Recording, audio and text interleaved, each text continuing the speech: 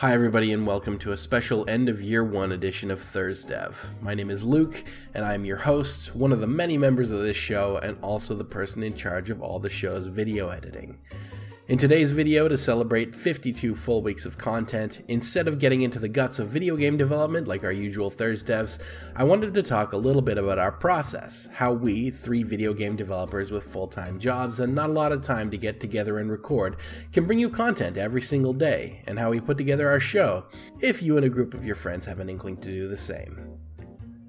About 14 months ago, John, Matt, and I, who are all members of a regular weekly tabletop role-playing group, were talking about our mutual love for watching video game content on YouTube. Matt and I in particular are huge fans of channels like Game Grumps and Achievement Hunter, and John, though less of a Let's Play watcher himself, felt that it would be fun for us collectively, as fans of video games, entertainers, and video game developers ourselves, to start our own channel and see how far it would go. We agonized over channel name, theming, what kind of content we would and wouldn't do. Were we traditional Let's Players or were we reviewers? How often should we release? All big questions that we went over ad nauseum leading up to our big day. 2 months later, after recording about 2 weeks worth of daily content, brainstorming about what we wanted to play and doing some video editing, we aired our first episode, Broforce Episode 1, Do You Even Bro? And though there was talk on more than one occasion that maybe we'd bitten off more than we could chew, from that day onward we've released a new video every single day without missing a single one.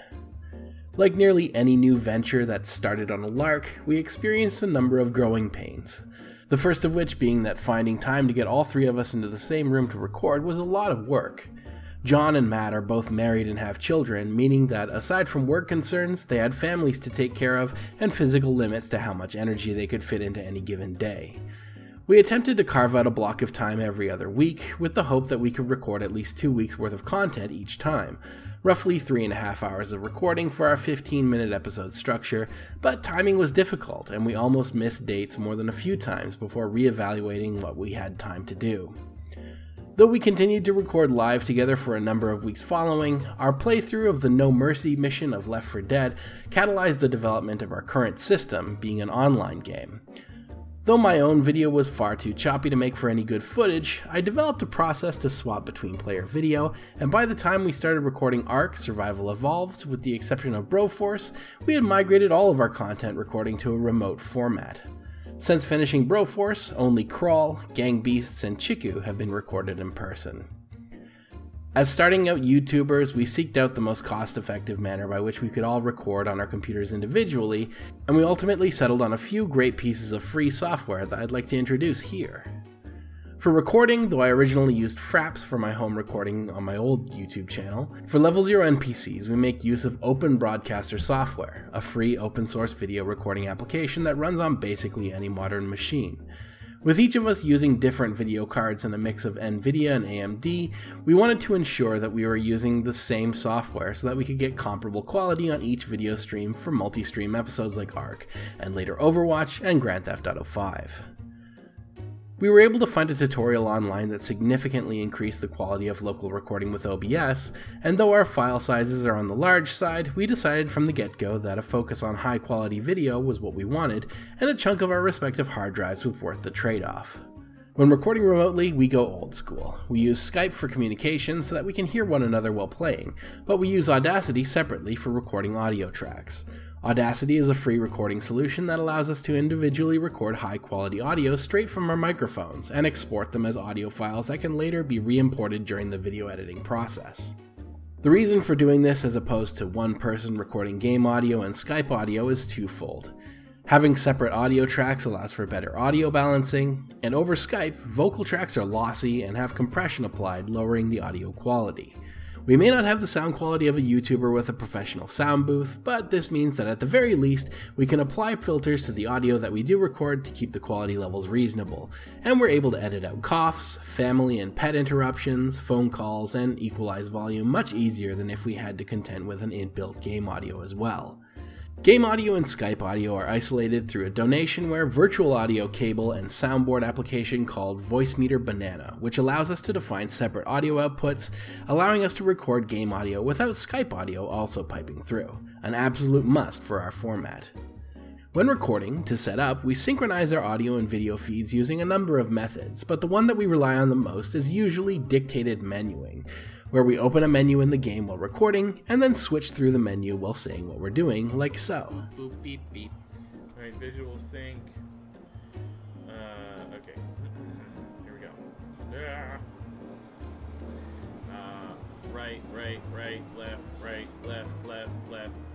It isn't always perfect, but it gets the job done well enough, and it can be tweaked later if absolutely necessary. After we've synchronized vocal tracks with our own video tracks, then it's time for an audio sync, which is as simple as... Yep. 3, 2, 1, sync. Again, it's not perfect, but it can be tweaked in editing when absolutely necessary. This works swimmingly usually for multiplayer games, but we ran into a large snag when it came time for us to play some non-multiplayer games, most notably being our Wednesday segments. We looked into a number of other video streaming services like Twitch and Steam video sharing, but found that latency was far too heavy for us to commentate properly, with a lag of up to 30 seconds between when the player did something and it showing up for the other two. Our ultimate solution to this problem, surprisingly, was right under our noses with the screen sharing function of Skype, allowing one of us to share one of our monitors in the conference call and the other two could commentate in real time. On occasion, the video quality will drop, and from time to time we've had to fake commentary when the video stream became too garbled to make out, but in all it's been a very reliable tool for us. With the exception of some of our Wednesday episodes, every episode we record now is done in large groups, one episode after another. I use WSplit, a speedrun timer, as a stopwatch for our episodes that respond to hotkeys. After roughly 15 minutes, or when the clock is close enough, we wrap up our episodes, and after a moment of silence between, jump right back into the next episode. After a full session of recording, we each save our audio files, and the rest of the NPCs drop their files into a shared folder that's synchronized across all of our computers using Resilio Sync, a folder synchronizing application that uses BitTorrent technology to create exact copies of our folders between each computer. No saving or file management to do, they put it in the folder, and it shows up in mine. I move the files to a raw footage folder where I keep all of our unedited audio and video files that haven't been fully converted into videos, and from there, it's time to start editing. The one big paid application I use for our process is my video editing suite, Adobe Premiere Elements 11. I've been using it since 2012, and though it's not as feature-rich or powerful as the new Creative Cloud Pro versions, it gets the job done for me. I have a number of pre-rendered opening logo videos that I drop in at the beginning of my timeline, and then I organize all of our footage for the current video project into rows with overlaid graphics as necessary. Using the video and audio sync that we did during recording, I can get each video set close to where it needs to be, and then do fine adjustments as necessary to make sure that the game visuals sync up. After editing our videos and adding a pre-rendered end slate for use with the new YouTube end card feature, I render our videos in advanced video coding high definition H.264 1920x1080 MP4 format, which is the recommended format for YouTube. The final rendered files can be up to a few gigabytes each, but we like to ensure that the footage is as high quality as possible before uploading it to you.